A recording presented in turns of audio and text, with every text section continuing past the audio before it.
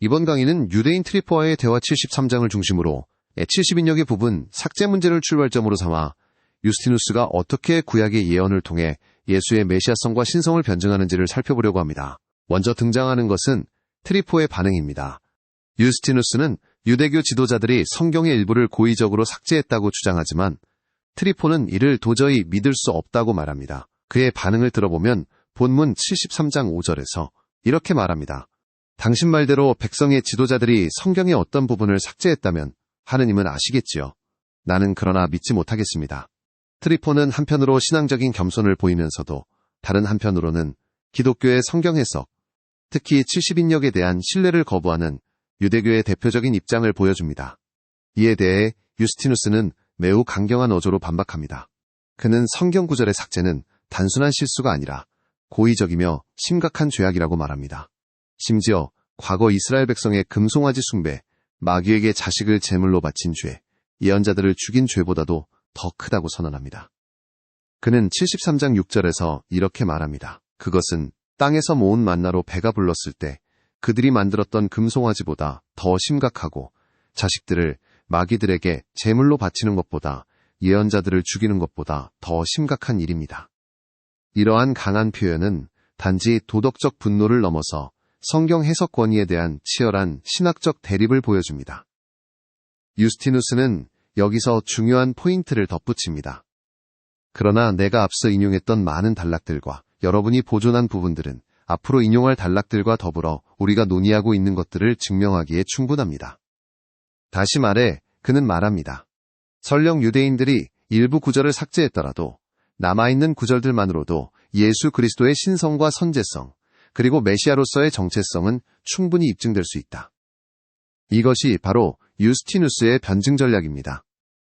그는 인간의 조작이나 거부로 인해 진리가 무너지지 않는다는 점을 강조하면서 70인역 성경의 남은 본문들을 근거로 예언 성취를 계속 논증할 수 있다는 자신감을 보여줍니다. 오늘 우리가 이 본문을 통해 확인할 수 있는 핵심 메시지는 이것입니다. 하나님의 계시와 진리는 인간의 왜곡을 초월한다. 그리고 남아있는 성경 구절만으로도 메시아 예언은 분명히 증명될 수 있다. 이 점을 유념하며 아래에서는 유스티누스가 실제로 어떤 구절들을 인용하여 예수의 메시아성을 논증하는지를 자세히 살펴보겠습니다. 이번에는 유대인 트리포와의 대화 74장에서 다루어지는 시편 96편 해석 논쟁을 중심으로 살펴보겠습니다. 먼저 트리포는 시편 96편 1에서 3절을 하나님 아버지, 곧 하늘과 땅의 창조주에 대한 찬양으로만 해석합니다. 그는 그 안에서 고난받는 그리스도에 대한 예언은 전혀 보이지 않는다고 말합니다. 트리포는 이렇게 말합니다. 다윗의 말들 가운데 당신이 마지막에 인용한 시편은 나에게는 하늘과 땅을 만드신 아버지 외에 다른 누구에 대해 말하는 것으로는 보이지 않습니다. 이에 대해 유스티누스는 같은 시편 96편을 인용하면서 그것이 단순한 창조주 찬양이 아니라 고난받은 그리스도에 대한 예언이라고 해석합니다. 그는 이렇게 말합니다. 성령은 땅의 모든 곳에서 구원의 신비를, 곧 그들을 구원한 그리스도의 순환을 깨달은 이들에게 만물의 아버지이신 하느님께 노래를 부르고 찬양을 드리라고 명합니다. 즉 유스티누스는 시편 96편의 온 땅이 새 노래로 주를 찬양하라는 표현이 단지 과거의 창조가 아니라 인류를 위한 새로운 구원의 사건, 곧 그리스도의 십자가 순환과 구원 완성을 가리킨다고 주장하는 것입니다. 특히 모든 민족에게 구원을 선포하라는 구절은 이방인을 향한 복음 선포, 즉 예수 그리스도를 통한 보편적 구원을 예언한 것이라는 해석입니다. 이러한 해석 방식은 유대교의 문자적 해석에 비해 그리스도 중심적이고 구속사적인 해석이며 시편 속의 찬양이 단순한 창조주에 대한 예배가 아니라 십자가에 달려 인류를 구원하신 그리스도에 대한 예언적 찬양임을 강조하는 것입니다. 이어서 유스티누스가 시편 96편 1절에서 3절을 어떻게 메시아 예언으로 해석했는지 그 방식과 신학적 의미를 구체적으로 살펴보겠습니다. 시편 96편 1절에서 3절은 본래 창조주 하나님에 대한 찬양으로 보입니다. 새 노래로 여호와께 노래하라. 온 땅이여 여호와께 노래할지어다. 그의 구원을 날마다 전파할지어다. 그의 영광을 백성들 가운데에, 그의 기이한 행적을 만민 가운데에 선포할지어다. 이 본문 어디에도 메시아, 고난, 십자가 등과 같은 단어는 등장하지 않습니다.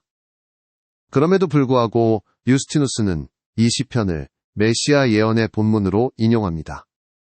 그는 시편이 예수 그리스도의 십자가 고난과 구원 사역을 예언한다고 주장합니다. 이러한 유스티누스의 해석은 단순히 본문 표면의 의미를 읽는 것이 아니라 유형론적 해석에 근거합니다. 이는 구약의 사건, 인물, 재해, 찬양 등이 모두 그리스도 안에서 궁극적으로 성취된다는 관점입니다. 새 노래는 새로운 창조와 구원을 상징하고 그의 구원을 날마다 전파하라는 명령은 복음 선포로 해석되며 그의 영광과 기이한 행적을 만민 가운데 선포하라는 표현은 예수의 십자가와 부활, 그리고 이방인 선교의 시작으로 연결됩니다. 결국 유스티누스는 본문에 드러난 문자 그 자체가 아니라 그 이면의 신비와 성취, 곧 그리스도 중심적 의미를 읽어낸 것입니다. 이것은 그의 신학 전체가 그리스도 안에서 구약이 완성된다는 신념에 근거함을 보여줍니다. 이번에는 유스티누스의 해석이 다른 교부들에게서도 어떻게 계승되었는지를 살펴보기 위해 이레나이우스와 오리게네스의 시편 96편 해석을 소개합니다. 첫 번째로 이레나이우스의 해석입니다. 그는 이단 반박 4권 16장에서 시편 96편의 모든 민족이 찬양하라는 구절을 인용하며 이방 선교의 성취로 해석합니다. 이방인들 가운데 찬양이 울려 퍼진다는 것은 예수 그리스도를 통한 복음의 보편성을 의미하며 구약의 율법 중심 체계를 넘어선 새 언약의 시대가 도래했음을 뜻한다고 봅니다. 또한 그는 새 노래를 단순한 새로운 찬양이 아니라 옛 언약의 경계를 넘어선 그리스도 중심의 구원 찬가로 해석합니다. 두 번째로 오리게네스의 해석입니다. 오리게네스는 시편 96편의 새 노래를 예수 그리스도의 부활 이후 교회 안에서 드려지는 새로운 예배 형식으로 해석합니다. 그는 이 시편이 단순한 시가나 찬양이 아니라 교회 예배의 구조를 예표하는 본문이라고 보았습니다.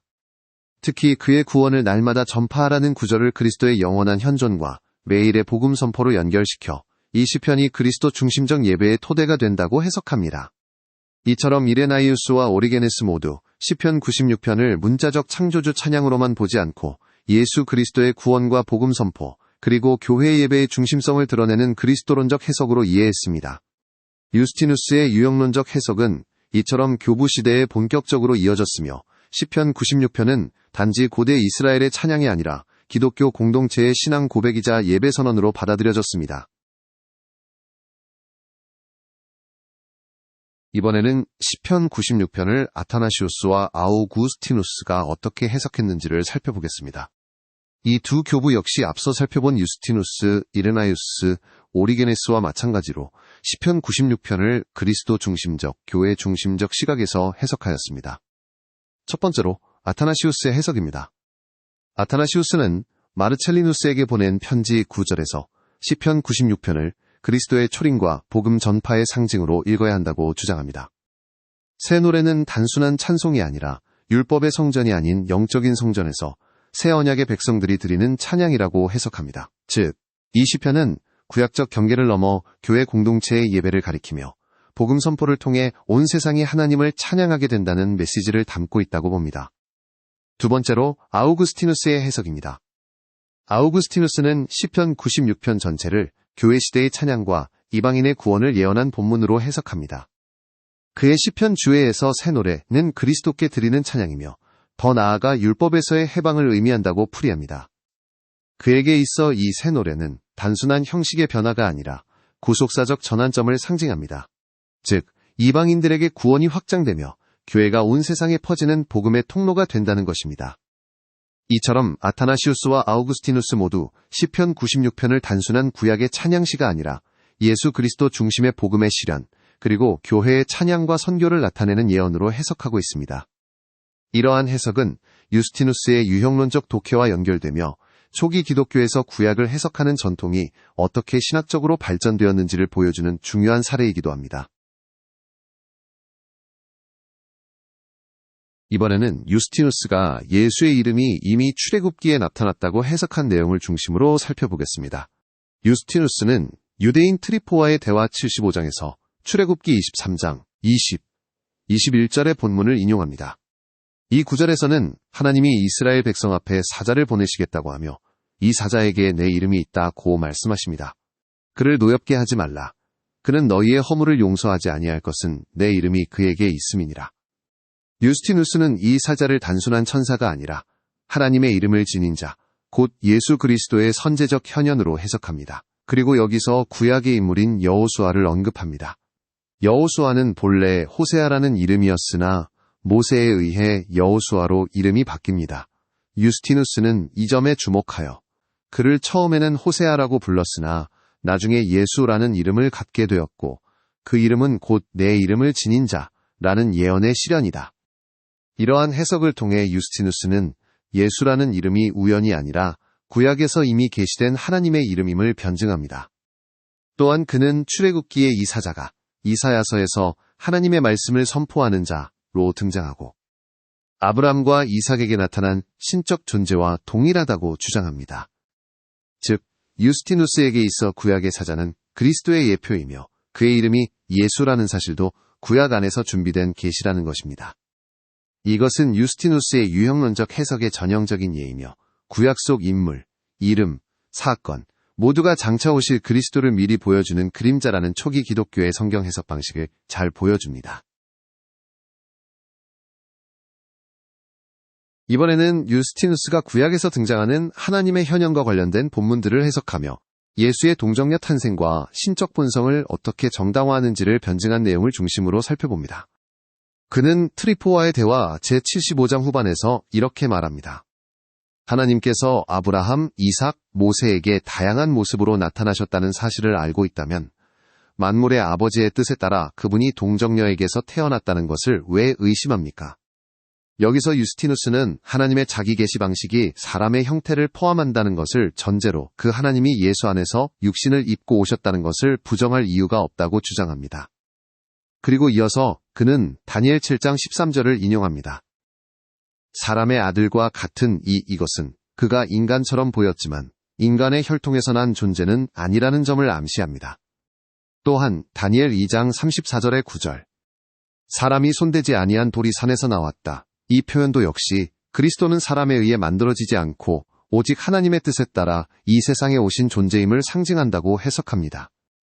유스티누스는 이러한 본문들을 통해 예수는 단순한 인간이 아니라 구약에서부터 예언된 신적 존재이며 아버지 하나님의 뜻에 따라 동정녀에게서 태어나셨다는 사실을 구약 자체로부터 입증하려 합니다.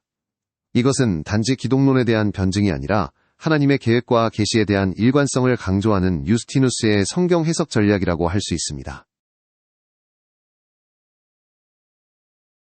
이번에는 유스티누스가 메시아의 신비로운 탄생과 그 피의 기원에 대해 어떻게 해석하는지를 중심으로 살펴보겠습니다.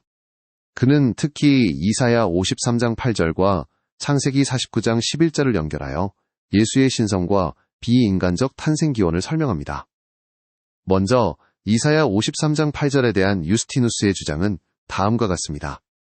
예언의 성령은 당신의 상처로 우리 죄인들을 낫게 하기 위하여 돌아가셔야 했던 그분의 탄생은 말로 설명할 수 없는 것이라 말합니다. 이 말은 예수의 출생이 보통 인간처럼 설명될 수 없는 신비로운 사건이라는 의미입니다. 그러면서 유스티누스는 이사야서의 표현을 해석할 때 그리스도의 피가 인간에게서 난 것이 아니라 하나님에게서 왔다는 점을 강조합니다. 이를 뒷받침하기 위해 그는 창세기 49장 11절의 구절을 인용합니다. 그가 포도의 피로 제 겉옷을 빨았다는 모세의 말은 그 피가 사람의 씨에서 난 것이 아니라 하나님의 뜻에서 온 것임을 신비롭게 말한 것입니다. 여기서 유스티누스는 포도의 피를 그리스도의 피로 상징해 해석하며 이 피가 인간적 출생으로 얻어진 것이 아니라 신적 기원을 가진 것임을 변증합니다. 즉, 이 두 본문을 통해 유스티누스는 다음을 주장합니다. 예수의 탄생은 말로 다 설명할 수 없는 신비다. 그분의 피는 인류의 구원을 위한 것이며 인간의 육체로부터 온 것이 아니라 하나님의 뜻에 의해 주어진 것이다. 구약 성경 자체가 이 진리를 예표적으로 증언하고 있다. 이러한 해석은 유스티누스의 일관된 예표적 영적 성경 해석의 일환이며 메시아의 신성과 구속 사역의 기원을 구약을 통해 증명하려는 초기 기독교 변증의 전형적 방식이라 할 수 있습니다. 이번에는 이사야의 예언이 누구에 관한 것인가를 두고 벌어지는 유스티누스와 트리포의 논쟁을 중심으로 살펴보겠습니다. 트리포는 여전히 유스티누스의 주장에 의문을 제기합니다. 그의 말은 다음과 같습니다. 당신의 논거들이 이렇게 많고 강력해서 내가 혼란에 빠지기에 충분하다는 점은 인정합니다. 하지만 이제 당신이 여러 차례 약속했던 증명을 해주시기를 청하고자 합니다. 그 단락이 여러분의 그리스도에 대해 말하는 것이며 어떻게 입증되는지 우리에게 보여주십시오. 우리는 그것이 히즈키야에 관한 예언이라고 믿기 때문입니다. 트리포는 이사야 8장 4절을 예로 들며 해당 예언이 히스기야 왕 시대의 역사적 사건, 즉 아수르에 의한 사마리아의 멸망을 말하는 것이라고 해석합니다. 그러나 유스티누스는 이를 예수 그리스도의 성육신과 구속 사건에 대한 예언으로 해석합니다. 그리고 이사야 8대 4, 하사밤묘. 이는 이 아이가 내 아빠, 내 엄마라 부를 줄 알기 전에 다메섹의 재물과 사마리아의 노략물이 아수르 왕 앞에 옮겨질 것임이라 하시니라. 히스기야에 대한 문자적 해석은 일정 부분 역사적으로 의미 있을 수 있지만 유스티누스는 이 본문이 단지 당대 역사만을 말하는 것이 아니라 장차 오실 구속자에 대한 상징적 예언이라고 보았습니다. 그는 예언의 이중적 성격, 곧 당대에 일어난 사건을 바탕으로 하되 궁극적 성취는 그리스도 안에서 이루어진다는 해석 원칙을 사용합니다. 따라서 유스티누스는 다음을 주장합니다. 이사야 8장 4절의 아이는 단지 히스기야가 아니라 예수 그리스도의 예표이다. 예수는 하나님의 이름을 드러내고 백성의 심판과 구원을 동시에 이루신 분이다. 예언은 단지 문자적으로 읽는 것이 아니라 구속사적 관점에서 그리스도 중심으로 해석해야 한다. 이러한 주장은 유스티누스의 일관된 예언 성취 변증 전략을 보여줍니다. 이번에는 유스티누스가 이사야 8장 4절을 어떻게 예수 그리스도의 탄생과 연결하여 해석하고 있는지를 살펴봅니다. 이사야 8장 4절의 핵심 구절은 다음과 같습니다. 이는 이 아이가 내 아빠, 내 엄마라 부를 줄 알기 전에 다메섹의 재물과 사마리아의 노략물이 아수르 왕 앞에 옮겨질 것임이라. 유대교는 이 구절을 히스기야 시대의 아수르 침공과 연결하여 해석하지만 유스티누스는 여기에서 예수의 탄생과 헤롯 왕의 반응을 읽어냅니다. 그의 핵심 해석 포인트는 다음과 같습니다. 아빠, 엄마를 부를 줄 알기 전에 이 표현은 단지 아이의 성장 단계를 말하는 것이 아닙니다. 유스티누스에 따르면 이 시간적 한정은 신적 통찰과 구속사적 계획의 신비를 드러내는 장치입니다. 그는 말합니다. 그 구절이 아버지나 어머니를 부를 줄 알게 되기 전에 라는 말을 포함하지 않았다면 이는 단지 미래 사건을 예언한 것으로 보였을 것입니다. 그러나 이처럼 구체적인 표현은 일반 인간이 아니라 하나님께서 보내신 구속자에 대한 예언이라는 해석을 가능하게 합니다. 아수르의 왕은 헤롯이다. 유스티누스는 아수르 왕, 이 예수시대 유대 지역의 지배자였던 헤롯 대왕을 가리킨다고 해석합니다. 왜냐하면 헤롯은 이방 권력의 대리자로서 박사들의 경배와 관련된 사건에서 불경한 반응을 보였기 때문입니다. 따라서 유스티누스는 예언이 히스기야보다 예수 그리스도의 출현에 더 가까이 연결된다고 주장합니다. 결론적으로 유스티누스의 주장은 단순한 사건 연관이 아니라 예언의 성취 기준이 인간적 통치자가 아니라 예수의 선제성과 신성에 있음을 드러내기 위한 신학적 해석입니다. 계속해서 유스티누스가 이사야 8장 4절을 예수의 탄생과 구속사적 사건으로 연결시키는 방식에 대해 살펴보겠습니다. 이사야서의 다마스쿠스의 권세와 사마리아의 전리품에 대한 언급은 일반적으로 아수르 제국의 침략과 북이스라엘의 몰락으로 해석되어 왔습니다. 하지만 유스티누스는 이 예언을 그리스도의 탄생과 연결된 마귀의 권세 정복으로 해석합니다. 이러한 유스티누스의 변증 요지는 다음과 같습니다. 다마스쿠스는 마귀의 권세에 대한 상징이다. 유스티누스는 다마스쿠스에 거하는 권세를 단순한 정치 권력이 아니라 악한 영적 권세, 곧 사탄의 세력으로 보았습니다. 이는 예수가 태어날 때 나타난 경배하는 박사들의 사건을 통해 그들이 예전에는 마귀의 영향을 받았지만 이제 해방되었음을 상징한다고 주장합니다. 78장 9절에서 다음과 같이 말합니다. 그 마귀의 능력으로 온갖 악행에 사로잡혀 있던 박사들이 와서 그리스도를 경배함으로써 그 권세에서 해방되었음을 보여줍니다. 예언의 진정한 의미는 은총을 받은 자들만이 알 수 있다. 유스티누스는 유대인들에게 이렇게 말합니다. 여러분이 깨닫지 못한 것을 우리 하느님에게 은총을 받은 그리스도인들로부터 배우는 것이 좋습니다. 이 말은 단순한 해석의 권고가 아니라 성경 해석의 권위가 유대교에서 기독교로 옮겨졌다는 선언입니다. 결국 유스티누스는 이사야 8장의 예언이 예수 그리스도의 성육신과 영적 정복, 그리고 복음의 시작으로 완성되었다고 주장합니다. 또한 참된 해석은 하나님의 은총을 받은 그리스도인들, 곧 성령 안에서 해석의 눈을 받은 자들에게만 가능하다고 말합니다. 이번에는 유스티누스의 구약 해석 방식에 대해 트리포가 자의적이며 신성모독적이라고 비판한 대목을 살펴보겠습니다. 이에 대한 유스티누스의 변증도 함께 검토하겠습니다. 트리포는 유스티누스의 해석을 이렇게 비판합니다. 하느님의 말씀들은 거룩한데 여러분의 해석은 인위적입니다. 더구나 그 해석은 하느님을 모독합니다. 천사들이 죄를 짓고 하느님으로부터 멀어졌다고 말하기 때문입니다. 즉, 트리포는 천사의 타락에 대한 개념을 신성모독적인 발상으로 보고 그런 해석은 본래 성경의 뜻을 왜곡한 것이라 주장합니다. 이에 대해 유스티누스는 이사야 30장 1절에서 5절을 인용하며 악한 천사들의 존재를 성경적으로 뒷받침합니다. 특히 타니스의 제후들이라는 표현을 통해 하나님을 대적하는 영적 존재들이 실제한다고 말합니다. 그들은 그 백성에게 애를 쓰지만 그 백성은 도움도 이익도 되지 않고 수치와 모욕만 줄 뿐이다. 이 대목에서 유스티누스는 타니스의 제후들을 타락한 천사들, 곧 사탄의 추종 세력으로 해석합니다. 하지만 흥미로운 점은 히브리어 본문이나 70인역 본문 어디에도 타니스라는 단어가 등장하지 않는다는 것입니다. 학자들은 이것이 고대 구전 전승 또는 지역 지명의 혼동에서 비롯된 것으로 봅니다. 유스티누스는 단순히 문자에 근거한 해석이 아니라 세상의 악의 본질을 해석하는 신학적 시도로 이 구절을 사용하고 있습니다. 그는 악한 천사들의 존재를 구약에서부터 끌어내어 기독교적 구원론과 악의 기원을 설명하려고 합니다. 이처럼 유대교는 천사의 타락을 신성모독으로 보지만 기독교는 구속사 전체의 맥락에서 이를 해석하며 인간과 세상의 타락, 그리고 구속의 필요성을 신학적으로 강조하고자 합니다. 이번에는 80장에서 나타나는 예루살렘 재건과 종말론적 희망에 대한 유스티누스의 입장을 살펴보겠습니다. 트리포는 유스티누스에게 이렇게 질문합니다. 당신은 예루살렘이 실제로 다시 세워질 것이라 믿습니까? 그리고 그리스도와 성조들, 예언자들, 유대 민족의 의인들, 그리고 그리스도 오기 전에 개종한 자들과 함께 기뻐할 것이라고 믿습니까? 아니면 단지 우리를 논리적으로 이기기 위해 그렇게 말하는 겁니까? 이 질문은 유대교적 기대, 즉 지상 예루살렘의 회복과 의인들의 보상이라는 관점에서 나온 것입니다.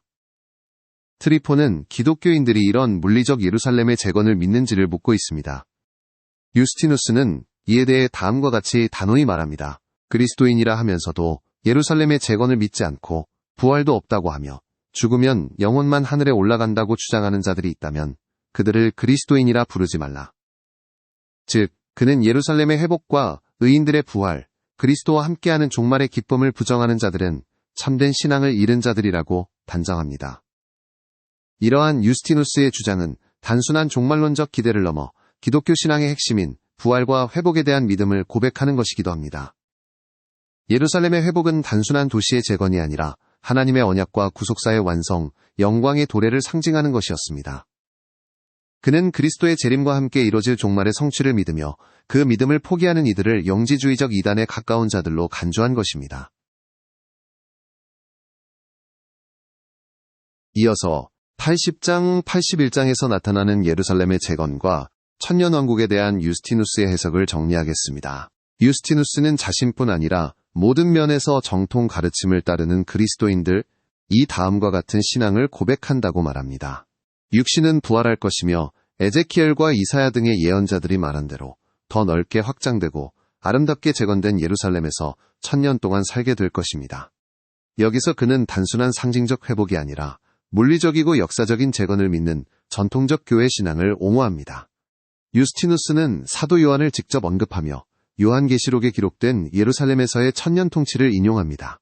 사도 요한이 계시를 받아 말하기를 예수 그리스도를 믿는 자들이 예루살렘에서 1000년을 살고 그 뒤에 모든 인류에 대한 영원하고 보편적인 심판이 이루어질 것이라 하였습니다. 이 구절은 요한계시록 20장의 천년왕국 개념과 직접 연결되며 초기 기독교의 일부가 전천년설적 종말론을 수용하고 있었음을 보여줍니다. 유스티누스는 예수님의 말씀도 인용하며 부활 후의 삶에 대한 신앙을 덧붙입니다. 그들은 더 이상 장가들지도 시집가지도 않고 천사들과 같아져 부활을 통해 하나님의 자녀가 될 것입니다. 이 말씀은 부활 후의 존재론적 변화와 이 세상의 질서가 아닌 하늘의 질서에 따른 삶을 암시합니다. 이번에는 86장에서 유스티누스가 주장한 내용, 곧 구약의 상징들이 예수 그리스도를 미리 보여주는 예표라는 관점을 중심으로 살펴보겠습니다. 유스티누스는 다음과 같은 구약의 다양한 나무나 막대기 상징들이 모두 예수 그리스도를 가리키는 상징이라고 해석합니다. 생명나무, 낙원, 모세의 지팡이, 홍해를 가름, 아론의 싹 난 지팡이, 야곱의 지팡이, 바위에서 물이 난 사건, 엘리사의 지팡이, 죽은 아이를 살림, 각종 기름들, 기름 부음, 그리스도 기름 부음 받은 자, 이런 도구나 상징들은 구약의 사건 안에 숨겨진 그리스도의 구속 사역을 예표하는 것이라고 그는 주장합니다. 특히 유스티누스는 나무로 된 상징들, 예를 들면 지팡이, 막대기, 생명나무를 십자가의 예표로 해석합니다. 우리도 우리가 저지른 무거운 죄에 잠겨 있었지만 우리 그리스도께서 나무 위 십자가에 못 박히시고 물로 우리를 정화하심으로써 우리를 구원하시고 우리를 기도와 경배의 집이 되게 하셨습니다. 이 말은 나무 십자가 위의 희생이 인간의 죄를 씻고 성전을 대체하는 새 언약 공동체의 중심 사건이 되었다는 신학적 이해를 반영합니다.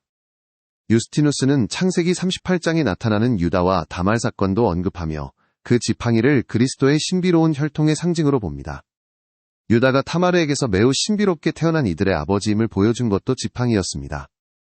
그리스도의 계보에는 이방 여인과의 관계, 율법 바깥의 인물들도 포함되어 있으며 이는 보편 구원의 신비를 상징한다고 해석됩니다. 이번에는 87장에서 유스티누스가 논증한 그리스도와 성령의 관계에 대한 내용입니다. 이는 예수의 선제성과 성령의 충만이라는 주제를 연결하여 설명하는 중요한 신학적 논의입니다. 본문 87장은 48장으로부터 확장되었습니다. 48장에서는 예수 그리스도가 육화 이전에 이미 하나님으로서 선제하셨는가? 라는 질문이 제기되었습니다. 87장에서는 이에 더해 선제하신 그분이 왜 이사야가 열거한 성령의 능력들로 채워졌다고 말하는가? 라는 질문으로 확장됩니다. 트리포는 묻습니다. 그분이 선제하시는 하나님이시라면 왜 성령의 능력이 그분 위에 있어야 하는가? 마치 능력이 부족한 존재처럼 보이지 않는가? 이에 대해 유스티누스는 다음과 같이 답변합니다. 성령의 능력은 그리스도 안에서 머무르며 완성되었습니다. 구약의 예언자들은 성령의 일부분만을 받았지만 그리스도는 성령의 충만함 그 자체를 지닌 분입니다. 따라서 그 이후로 더 이상 예언자는 필요 없게 되었습니다. 왜냐하면 성령의 목적이 그리스도 안에서 완성되었기 때문입니다. 이 내용은 단순히 그리스도도 성령이 필요했다는 개념이 아니라 성령의 역할이 그리스도 안에서 최종적으로 안식하며 완성되었다는 신학적 통찰을 담고 있습니다. 이것은 기독론과 성령론의 통합을 보여주는 초대 교부의 변증 방식입니다. 이번에는 유스티누스가 언급한 성령의 휴식이라는 개념이 무엇을 의미하는지를 살펴보겠습니다. 이는 단순한 문학적 표현이 아니라 초대 기독교의 성령론과 기독론을 동시에 보여주는 신학적 개념입니다. 무엇을 성령의 오심이란? 유대 전통과 구약에서는 성령은 특정 시점에 특정 인물에게 임시적으로 임하는 능력이었습니다. 예언자나 지도자들에게 필요에 따라 임하고 임무가 끝나면 떠나는 존재로 이해되었습니다. 예를 들면 사울 왕, 다윗, 예언자들 경우입니다. 유스티누스는 성령이 예수 그리스도 안에 머물며 안식하신다고 주장합니다. 이것은 단순히 성령이 임했다는 수준을 넘어서 완전히 거하시며 떠나지 않음을 의미합니다. 이사야 11장 2절, 그 위에 여호와의 영이 머물리니. 유스티누스는 이 구절을 성령의 영원한 휴식으로 해석합니다. 성령의 휴식의 신학적 의미는 구약의 부분적 계시는 이제 그리스도 안에서 완전한 계시로 완성되었으며 성령의 일시적 작용이 영원한 거주로 전환되었다는 것입니다. 따라서 그리스도 이후에는 더 이상 새로운 예언자가 필요 없음을 의미합니다. 왜냐하면 모든 예언과 계시가 그리스도 안에서 완성되었기 때문입니다. 유스티누스는 성령의 휴식이라는 개념을 통해 예수 그리스도가 단지 하나의 선지자가 아니라 모든 예언의 성취이며 성령의 최종 안식처라는 것을 주장합니다.